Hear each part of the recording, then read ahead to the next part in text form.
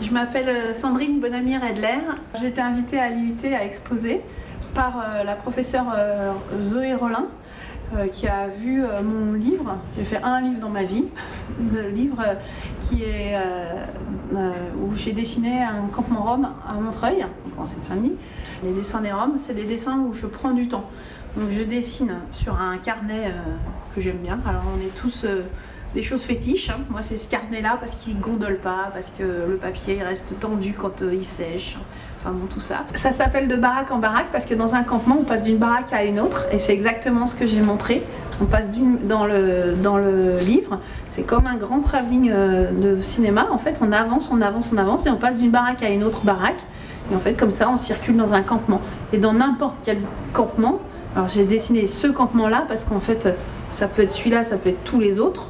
Pratiquement, bien que celui-ci ait beaucoup plus de place que d'autres, mais quand même les baraques sont côte à côte en ligne pour un système qui existe en Roumanie aussi d'habitat de village-rue, mais enfin bon voilà, et du coup on passe toujours d'une baraque à une autre et les gens rentrent et ressortent aussi d'une baraque à une autre. En fait on passe son temps à passer d'une baraque à une autre, donc ça s'appelle de baraque en baraque.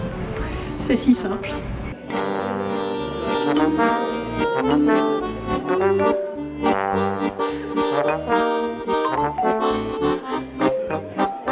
Je suis toujours servi pour décliner les explications qu'il fallait faire. Donc en fait, ils sont pas dans le livre physiquement, mais ils sont dans le livre quand même. Du moins j'espère. Mais c'était drôle parce qu'en fait, eux, ils lisent difficilement, voire pas du tout. Mais à la fin, le jour du lancement du livre, ils étaient tous là. C'était drôle.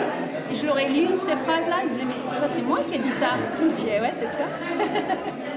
Alors, quand je suis rentrée la première fois dans ce campement, donc en automne 2012, je me suis dit que c'était un petit peu gênant d'arriver chez quelqu'un avec son sac et ses affaires. Alors ce campement-là, il a une spécificité, c'est qu'il a un bed and breakfast, un hôtel. Donc on téléphone, on réserve et on vient. Donc je ne suis pas la seule à être rentrée pour aller dormir là-bas. Mais quand même, d'aller dessiner chez les gens, c'est comme si j'ouvrais la porte de chez n'importe qui et je disais « Ah bah tiens, je vais dessiner chez toi parce que c'est un peu bizarre, ou parce que je connais pas, ou parce que je sais pas quoi. » Mais là, j'avais l'impression un peu d'être intrusive, quoi. Et en fait, ils m'ont regardé au premier dessin, ils se sont mis à côté de moi. Je dessinais le jardin avec des choux et ils ont vu que je dessinais personne, que le dessin, bon bah, il était ce qu'il était, hein, peut-être que ça leur plaisait, j'en sais rien. Ils m'ont dit, à la suite de ce dessin, ils m'ont dit maintenant tu peux rentrer où tu veux, tu fais ce que tu veux.